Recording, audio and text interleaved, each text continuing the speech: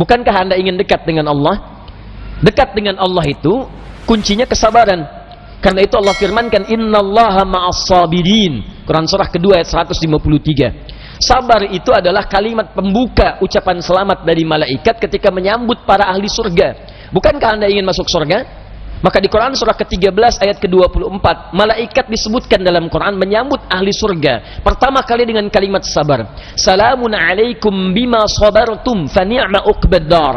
Selamat ya, Anda sabar saat di dunia. Sabar. Dengan sabar ini Anda bisa masuk surga. Silahkan nikmati tempat yang belum pernah Anda nikmati dan rasakan sebelumnya. Sabar. Dan sabar itu selalu bersanding dengan ujian. Quran surah kedua Al-Baqarah ayat 155. Ya, walanabluwannakum bisyai'in minal khauf wal ju' wa naqsin minal amwal wal anfus wath thamarat wa basyiris sabirin. Setiap yang hidup akan kami uji dengan berbagai persoalan kehidupan. Bukan untuk membebani, kata Allah, tapi meningkatkan kualitas kehidupan. Sebab seorang yang tidak diuji tidak akan ketahuan peningkatan kualitas hidupnya. Anak SD yang tidak ujian, sulit bagaimana mengukur kapasitas ilmunya untuk layak masuk SMP. Anak SMP yang tidak ikut ujian, sulit diukur apakah kualitas keilmuannya bisa nggak masuk dia ke SMA. Demikian dalam hidup, ketika kita diuji, hakikatnya Allah ingin meningkatkan kualitas kehidupan, bukan ingin membebani hidup kita menjadi banyak dengan persoalan. Ada yang gelisah, kata Quran. Ada yang kemudian berkurang harta benda. Ada yang makanannya kemudian belum didapati. Ada yang sakit sampai dengan wafat. Ada yang proyeknya mungkin diambil oleh orang lain. Tapi kata Allah, berbahagialah ketika Anda diuji dengan itu semua. Hal yang Anda lakukan pertama kali adalah sabar. Wa basyiris sabirin. Sabar. Tapi yang paling menarik, sabar itu tidak mudah.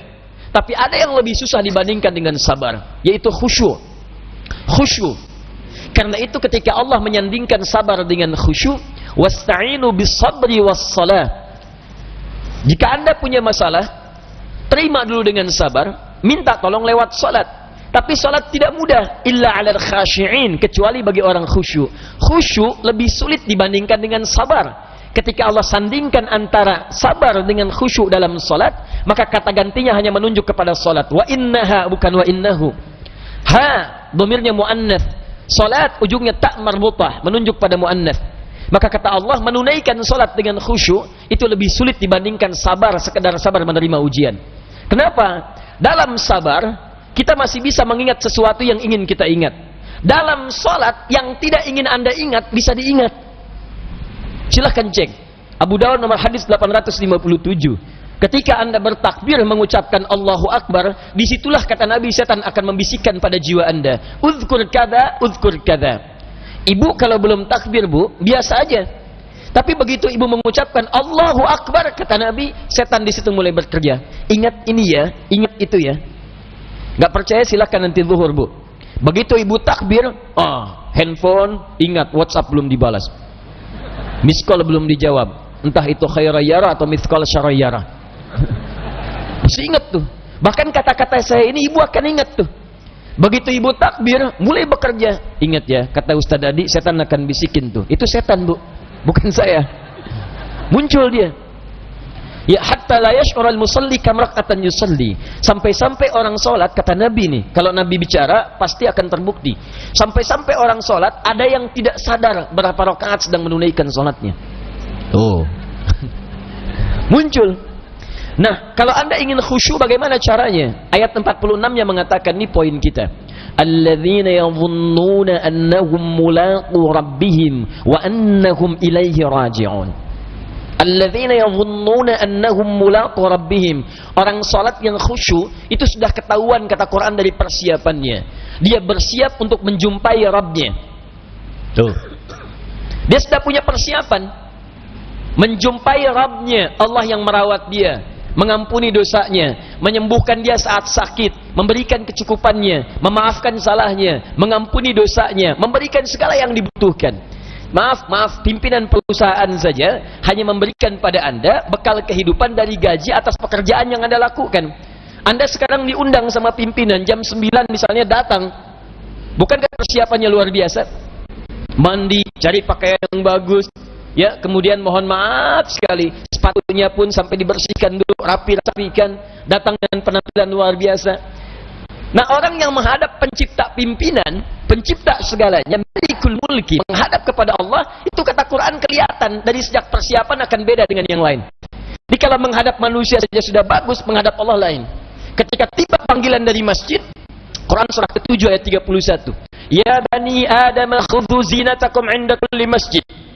Hei anak cucu Adam, kalau sudah tiba panggilan dari masjid, maka siapkan penampilan terbaikmu. Orang khusyuk beda. Begitu mendengar kalimat Allahu Akbar, Allahu Akbar, persiapan sudah bagus. Nah, jadi kalau anda sedang merasakan persiapan seperti itu, maka ketahuilah Allah sedang mencintai anda karena sedang merasakan kekhusyuan dalam jiwa anda. Tapi kalau sebaliknya, dengar azan masih santai. Kok masih santai? Belum qomat. Dengar qomat belum siap-siap. Atau bahkan lebih dahsyat, dengar azan tapi sudah menolak. Allahu Akbar, Allahu Akbar, kecilin volumenya. Ini masalah. Dan kita doakan supaya mendapatkan pencerahan lebih baik, bukan dicela karena mungkin belum siap menerima nilai kebaikan, sehingga doa kita bisa memudahkan itu untuk didapatkan. Begitu cara merespon sesuatu. Jangan selalu keburukan yang terlihat direspon dengan cara yang lebih buruk, tidak. Ya, mencegah kemungkaran bukan dengan cara yang mungkar. Hal yang pertama kita lakukan, tumbuhkan sikap ma'ruf, nilai-nilai kebaikan yang dengan itu kemudian mendapatkan simpati yang lebih baik dari sebelumnya. Anda punya tetangga, tetangganya muslim, laki-laki, beriman kepada Allah. Jarak dia ke masjid cuma 5 meter. Ini masjid, ini rumah dia. Speaker masjid menghadap ke rumahnya begini. Ya. Tapi dengar adzan belum tergerak untuk ke masjid, nggak mau dia ke masjid. Apa hukumnya? Hukum laki-laki beriman yang tidak mau ke masjid, rumahnya dekat dengan masjid. Apa hukumnya? Binasya, bakar rumahnya. Main bakar aja. Sudah, hukumnya ajak dia ke masjid. Paham? Barangkali dititipkan oleh Allah jadi tetangga bapak, supaya bapak dapat banyak pahala dari situ. Karena cuma bapak yang bisa ngajak, bukan dititipkan pada tetangga yang lain. Kenapa nggak anda ajak? Tetangga masa gitu? Ya, ajak dia. Ya, ajak, doakan di malam hari, ajak di pagi harinya, ayo ke masjid, ayo ke masjid. Begitu dia ke masjid karena ajakan anda, maka setiap dia masuk masjid dan ibadah di masjid, anda mendapatkan bagian dari pahalanya. 2 lafaz hadisnya. Di hadis Muslim hadis 1402, man sanna fil islami sunnatan hasanatan falahu ajruha mithla ajri fa'iliha min ghairi an yankusa min ajriha syai'.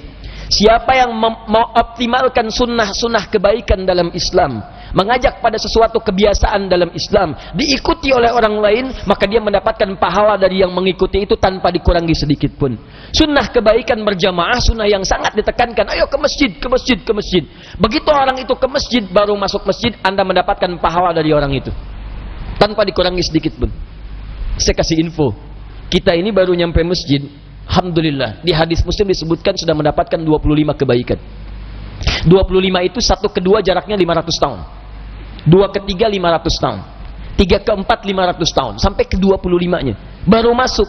Nah, orang yang bisa mengajak orang lain ke masjid, begitu orang itu masuk, dia mendapatkan otomatis transfer pahala sama persis 25 tanpa dikurangi sedikit pun. Itu belum tahiyatul masjidnya, belum bacaan Qur'annya, belum zikirnya, luar biasa. Nah, saya kembalikan kepada yang awal, maka orang-orang khusyuk itu dari penampilan sudah ada. Kemudian dia datang menunaikan sholat. Bagaimana perasaan saat akan menunaikan? Kenapa pakai pakaian yang bagus?